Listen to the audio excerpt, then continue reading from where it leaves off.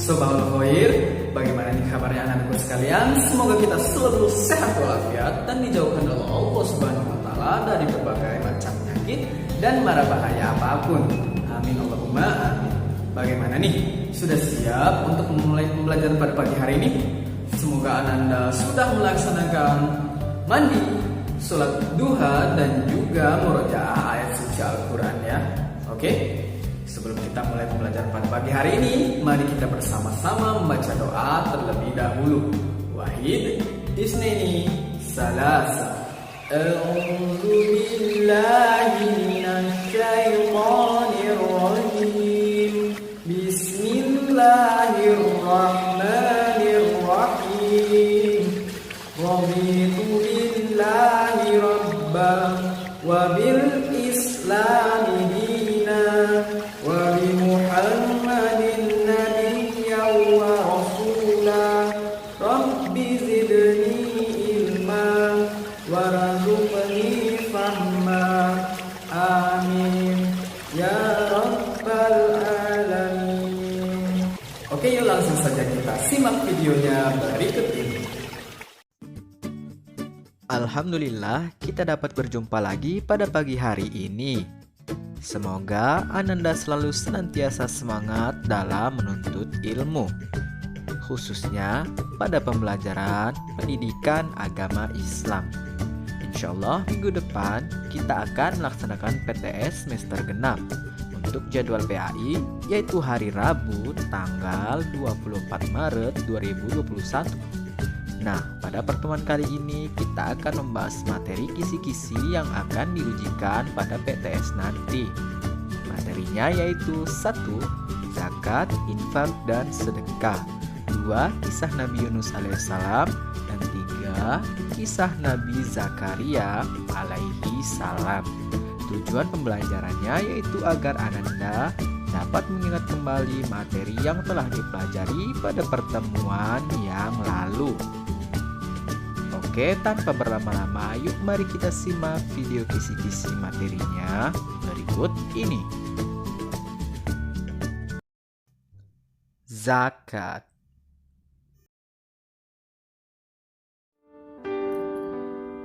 Pengertian zakat. Zakat menurut bahasa adalah bertambah, bersih atau suci. Zakat menurut istilah adalah ibadah yang wajib dilakukan dengan cara memberikan harta benda kepada orang yang berhak dengan jumlah atau kadar dan syarat tertentu. Zakat terbagi menjadi dua macam, yaitu 1 zakat mal dan zakat fitrah. Pengertian zakat mal. Zakat mal adalah membersihkan harta dengan mengeluarkan sebagian kecil dari harta yang dimiliki oleh seorang muslim untuk diberikan kepada orang-orang yang berhak menerimanya sesuai dengan ketentuan syariat Islam. Hukum mengeluarkan zakat mal adalah fardhu ain atau wajib atas muslim yang mampu dan telah memenuhi syarat. Jika seorang muslim yang telah memenuhi syarat tetapi tidak membayar zakat mal, maka ia termasuk golongan orang-orang yang ingkar kepada Allah Subhanahu wa taala. Zakat mal terdiri atas macam-macam bentuk dan ukuran sendiri-sendiri. Ananda dapat melihat bentuk dan macam dari zakat mal di dalam buku cetak PAI halaman 82. Pengertian zakat fitrah. Zakat fitrah adalah zakat yang berupa makanan pokok yang wajib dikeluarkan setiap orang Islam, baik dewasa maupun anak-anak setiap menjelang Idul Fitri. Zakat fitrah disebut juga zakat abdan atau zakat nafs, yaitu zakat untuk membersihkan atau menyucikan badan atau diri si pembayar zakat setelah melaksanakan ibadah puasa Ramadan. Zakat fitrah hukumnya wajib bagi setiap umat Islam yang mampu, baik laki-laki maupun perempuan, dewasa ataupun anak-anak, dan hukumnya wajib bagi orang yang telah memenuhi syarat-syarat tersebut. Syarat wajib zakat fitrah yaitu 1. Beragama Islam, 2. Masih hidup saat terbenamnya matahari di akhir bulan Ramadan dan terbitnya fajar pada hari raya Idul Fitri. 3. Adanya kelebihan makanan untuknya dan keluarganya pada hari itu. Maka ia wajib membayar zakat fitrah untuk dirinya dan tanggungannya. Jika tidak mampu, maka tidak wajib membayar zakat. Waktu membayar zakat fitrah. 1. Waktu mubah. Waktu yang sudah diperbolehkan membayar zakat fitrah, yaitu sejak awal Ramadan sampai hari terakhir bulan Ramadan. 2. Waktu wajib, yaitu waktu yang baik untuk mengeluarkan zakat fitrah, yaitu pada akhir bulan Ramadan. 3. Waktu sunnah, yaitu waktu yang paling baik untuk mengeluarkan zakat fitrah, yaitu waktu sesudah sholat subuh sebelum sholat Idul Fitri. 4. Waktu haram, yaitu waktu pemberian zakat fitrah yang dibayarkan setelah sholat Idul Fitri dan dianggap sebagai sedekah bukan zakat fitrah. Besar dan muatan zakat fitrah yaitu bentuk zakat fitrah berupa makanan pokok yang mengenyangkan seperti beras, gandum, dan sagu. Jumlah zakat fitrah yang dibayar tiap-tiap orang yaitu sebesar 2,5 kg beras atau 3,5 liter dan bisa diganti dengan uang seharga makanan pokok tersebut. Orang yang termasuk golongan penerima zakat. 1. Fakir, yaitu orang-orang yang tidak memiliki harta dan tidak mempunyai mata pencaharian tetap. 2. Miskin, yaitu orang-orang yang mempunyai harta atau pekerjaan tetap tetapi tidak mencukupi untuk kebutuhan sehari-hari. 3. Amil zakat atau panitia pengelola pembagian zakat. 4. Mu'alaf atau orang yang baru masuk Islam.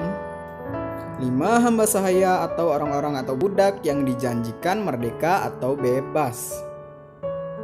6. Gharim atau orang yang tidak sanggup membayar hutang yang dimilikinya.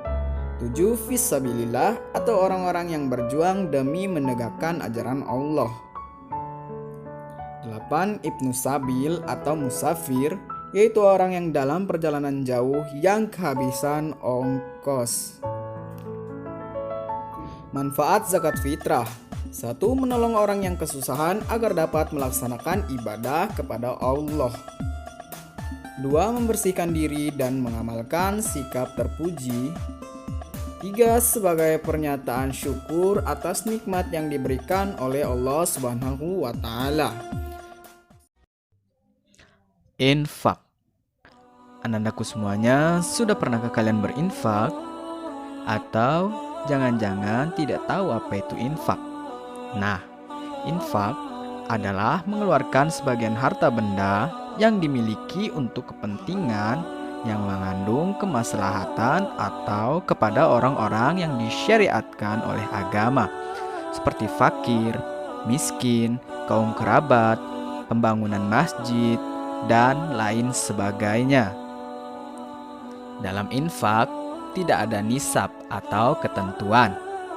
Oleh karena itu, infak boleh dikeluarkan oleh orang yang berpenghasilan tinggi atau rendah, saat lapang atau saat sempit. Infak merupakan ibadah yang sangat dianjurkan oleh agama. Seseorang yang berinfak akan memberikan keuntungan kepada orang lain karena telah membantu dalam masalah ekonomi ataupun masalah sosial lainnya. Dengan berinfak bukan berarti mengurangi harta kita loh, tetapi akan menambah harta yang kita miliki. Allah Subhanahu wa Ta'ala telah berjanji bahwa barang siapa yang bersyukur, Allah Subhanahu wa Ta'ala akan menambah kenikmatan yang kita miliki. Oke, mulai dari sekarang yuk mari kita lakukan infak untuk orang-orang yang membutuhkan. Sedekah. Nah, setelah kita sudah membahas apa itu infak, pengertian infak, selanjutnya kita akan membahas sedekah. Apa sih perbedaan sedekah dengan infak? Nah, sedekah adalah pemberian harta secara sukarela terhadap seseorang atau suatu lembaga, baik berupa materi ataupun non-materi. Hukum sedekah sama dengan berinfak. Hanya saja kalau berinfak wujudnya hanya berupa materi. Tetapi kalau bersedekah bisa berupa materi ataupun non-materi. Sedekah dapat berupa jasa, ilmu pengetahuan, ataupun pekerjaan kebaikan lainnya. Pada dasarnya, setiap kebaikan itu adalah sedekah. Bahkan dengan memasang wajah berseri atau tersenyum kepada orang lain pun dianggap sebagai sedekah. Dengan bersedekah, seseorang tidak hanya meyakini keimanannya dalam hati, tetapi juga mengamalkannya dalam kehidupan nyata. Yuk, mulai dari sekarang kita amalkan infak dan sedekah agar kita menjadi manusia yang selalu bersyukur dan Allah akan menambahkan kenikmatan kepada kita. Nah, anandaku semuanya, infak dan sedekah memiliki peran yang sangat penting, yaitu untuk mengikis sifat kikir, menciptakan ketenangan dan ketentraman bagi penerima dan pemberi. Menjadi dorongan untuk terus mengembangkan harta benda baik dari segi mental, spiritual maupun dari segi ekonomi. Menciptakan dan memelihara persaudaraan sesama umat manusia, serta menumbuhkan solidaritas sosial secara nyata dan berkelanjutan. Oke, yuk mulai dari sekarang jangan lupa kita sisihkan sedikit harta kita untuk kita sumbangkan kepada orang-orang yang membutuhkan. Kisah keteladanan Nabi Yunus alaihissalam. Nabi Yunus alaihissalam adalah putra Matta. Nabi Yunus adalah keturunan Bunyamin bin Ya'qub bin Ishak bin Ibrahim sebelum diangkat menjadi rasul. Nabi Yunus adalah seorang yang soleh. Nabi Yunus alaihissalam diutus menjadi rasul untuk penduduk Ninawa yang selalu ingkar terhadap karunia Allah dan menyembah berhala. Ninawa berada di daerah Mosul, Irak. Ninawa adalah suatu daerah yang subur dan makmur. Semua tanaman sayur dan buah-buahan tumbuh dengan subur. Nabi Yunus alaihissalam menerima wahyu pertama dari Allah Subhanahu wa taala untuk menjadi rasul ketika berusia sekitar 30 tahun. Setelah itu beliau segera keluar dari rumahnya untuk mengajak penduduk Ninawa menyembah Allah Subhanahu wa taala dan meninggalkan berhala sebagai sesembahan mereka. Namun seruan dan ajakan Nabi Yunus alaihissalam tidak dihiraukan sama sekali oleh kaumnya. Mereka tetap kafir dan durhaka, bahkan dengan terang-terangan berani menghina Nabi Yunus alaihissalam sebagai nabi dan rasul utusan Allah. Nabi Yunus mengingatkan kaumnya akan azab dan siksa Allah jika mereka tetap ingkar. Namun peringatan akan azab dan siksa Allah tidak membuat mereka takut.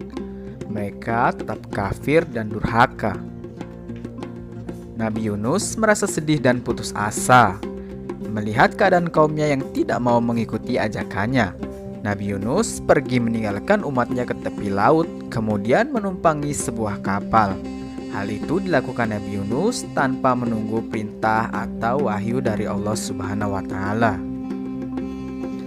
Di tengah pelayaran, Nabi Yunus merasa takut dan merasa bersalah karena telah meninggalkan umatnya tanpa diperintah Allah Subhanahu wa taala.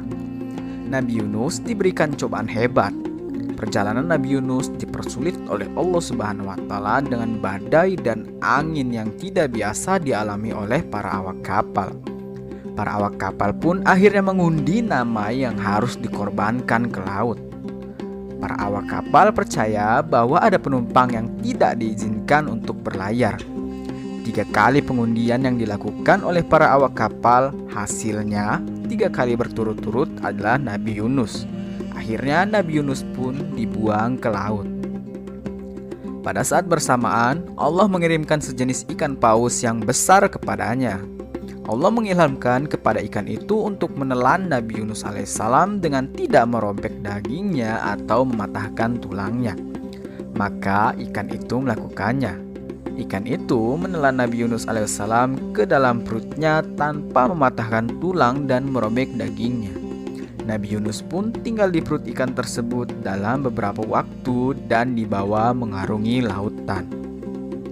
Dalam perut ikan itu, Nabi Yunus berkata, "Tidak ada Tuhan yang berhak disembah selain Engkau. Maha suci Engkau. Sesungguhnya aku termasuk orang-orang yang zalim." Nabi Yunus alaihissalam berada dalam 3 kegelapan. Kegelapan perut ikan, kegelapan lautan, dan kegelapan malam. Karena ketulusan, keikhlasan, dan kesungguhan hati Nabi Yunus dalam berdoa dan berzikir selama di dalam perut ikan, akhirnya Allah menyelamatkan Nabi Yunus. Allah memerintahkan ikan itu mengeluarkan Nabi Yunus di pinggir laut agar Nabi Yunus bisa melanjutkan dakwahnya. Setelah peristiwa itu, Nabi Yunus menjadi lebih bersemangat dan terus berjuang menyebarkan agama Allah. Sementara itu, Allah menurunkan azab kepada umat Nabi Yunus alaihissalam. Azab yang mereka lihat adalah kumpulan awan hitam yang berputar-putar di atas kepala mereka. Peristiwa itu benar-benar suatu pemandangan yang sangat mencekam dan menakutkan. Mereka berlari tunggang langgang mencari Nabi Yunus untuk mohon perlindungan dan pertolongan. Namun mereka tidak menemukan Nabi Yunus karena tanpa sepengetahuan mereka, Nabi Yunus telah meninggalkan mereka. Melihat kaum Nabi Yunus telah benar-benar bertobat, Allah mengangkat kembali azab dan siksa yang akan ditimpakan kepada mereka. Selanjutnya mereka beriman kepada Allah dan memohon ampun atas semua dosa yang telah mereka lakukan. Mereka juga memohon agar Nabi Yunus dikembalikan lagi ke tengah-tengah mereka. Lalu Allah memerintahkan Nabi Yunus kembali ke kampungnya untuk menemui kaumnya. Akhirnya Nabi Yunus bertemu dengan kaumnya dan hidup aman dan tentram menjadi hamba Allah yang beriman. Kisah keteladanan Nabi Zakaria alaihissalam. Nabi Zakaria adalah keturunan Nabi Sulaiman yang menjadi utusan Allah untuk Bani Israel. Nama istri Nabi Zakaria adalah Isya yang masih saudari dari Hannah. Hannah adalah istri Imron yang saat itu dipandang sebagai ulama besar di Bani Israel. Sebagai nabi, ada beberapa keteladanan yang bisa kita ambil dari kisah keteladanan Nabi Zakaria. Di antaranya yaitu sebagai berikut. Yang pertama yaitu amanah. Nabi Zakaria adalah seorang nabi yang sangat menjaga amanah yang diterimanya. Hal ini terbukti ketika Nabi Zakaria dititipi oleh saudaranya Imron, anak perempuan yang bernama Maryam untuk beribadah di Baitul Maqdis. Sebelum lahirnya Maryam, orang tua Maryam yaitu Imron dan Hannah bernazar jika mereka memiliki keturunan, maka mereka akan membawanya ke Baitul Maqdis agar beribadah dengan tekun kepada Allah Subhanahu wa taala. Setelah hari itu tiba, Maryam akhirnya dititipkan kepada Nabi Zakaria sebagai pemimpin Baitul Maqdis. Nabi Zakaria menerima Maryam dan membuatkannya sebuah kamar. Kamar itu berada di mihrab beliau sebagai tempat beribadah kepada Allah. Dengan begitu, Nabi Zakaria bisa selalu mengawasi Maryam setiap saat. Suatu waktu, Nabi Zakaria dan istrinya terkejut. Ketika mereka hendak memberikan makan dan minum kepada Maryam, mereka melihat banyak makanan dan minuman sudah tersedia. Nabi Zakaria pun bertanya, "Dari mana asal makanan tersebut?" Maryam menjawab, "Makanan yang ada di kamar ini adalah makanan pemberian Allah, karena Allah lah yang memberi rezeki kepada siapa saja yang Dia kehendaki." Mendengar jawaban tersebut, Nabi Zakaria pun percaya karena tidak ada seorang pun yang bisa masuk ke kamar Maryam tanpa seizin Nabi Zakaria. Selanjutnya, sikap teladan yang dimiliki Nabi Zakaria yaitu adalah tidak mudah putus asa. Allah Subhanahu wa taala memberikan cobaan kepada Nabi Zakaria. Di usianya yang sudah tua, Nabi Zakaria dan Isya istrinya belum mendapatkan anak laki-laki yang mereka dambakan sebagai penerus dakwahnya. Rasa untuk memiliki seorang anak semakin besar ketika Nabi Zakaria memelihara dan melihat kesolehan Maryam. Walaupun Nabi Zakaria dan istrinya sudah tua, beliau tidak pernah putus asa. Nabi Zakaria tidak pernah berhenti memanjatkan doa meminta keturunan yang diharapkan. Selanjutnya, Nabi Zakaria mohon kepada Allah agar diberi tanda-tanda kalau beliau akan mendapatkan putra. Allah Subhanahu wa Ta'ala pun mengabulkan doanya dengan memberikan tanda. Allah Subhanahu wa Ta'ala berfirman dalam Quran surat Maryam ayat 10 sampai dengan 11. Ya Tuhanku, berilah aku suatu tanda. Allah berfirman, tandamu ialah engkau tidak dapat bercakap-cakap dengan manusia selama 3 malam, padahal engkau sehat. Maka dia keluar dari mihrab menuju kaumnya. Lalu dia memberi isyarat kepada mereka, bertasbihlah kamu pada waktu pagi dan petang. Setelah Nabi Zakaria mendengar firman Allah tersebut, tanda yang dijanjikan Allah pun datang. Nabi Zakaria tidak bisa berbicara dengan manusia selama 3 hari 3 malam. Padahal beliau dalam keadaan sehat. Sejak saat itu selama 3 hari, jika Nabi Zakaria keluar dari mihrab dan menemui kaumnya untuk beribadah, hanya dengan memberi isyarat saja. Setelah tanda-tanda tersebut muncul, Nabi Zakaria pun yakin bahwa Allah akan mempermudah proses hamil sampai bersalin istrinya. Karena jika melihat keadaan istri Nabi Zakaria yang sudah tua, istrinya akan kesulitan dan berbahaya jika harus melahirkan di usianya yang sudah tua. Waktu yang ditunggu-tunggu pun tiba. Istri Nabi Zakaria melahirkan seorang anak laki-laki yang akan meneruskan perjuangan ayahnya, yaitu Nabi Zakaria. Anak laki-laki itu diberi nama Yahya sebagaimana yang Allah firmankan, yang artinya hidup. Nabi Zakaria sangat bahagia dan senang melihat bayi pertamanya yang kemudian hari sudah ditakdirkan sebagai penerus nabi-nabi sebelumnya. Oke, itu dia kumpulan video materi kisi-kisi yang akan diujikan pada PTS nanti. Untuk tugas Ananda kali ini yaitu hanya mempelajari dan mengingat kembali materi tersebut agar Ananda dapat diberi kemudahan dan kelancaran dalam mengerjakan soal PTS nanti. Oke, tetap semangat dalam belajar dan sampai jumpa di pertemuan berikutnya. Assalamualaikum warahmatullahi wabarakatuh.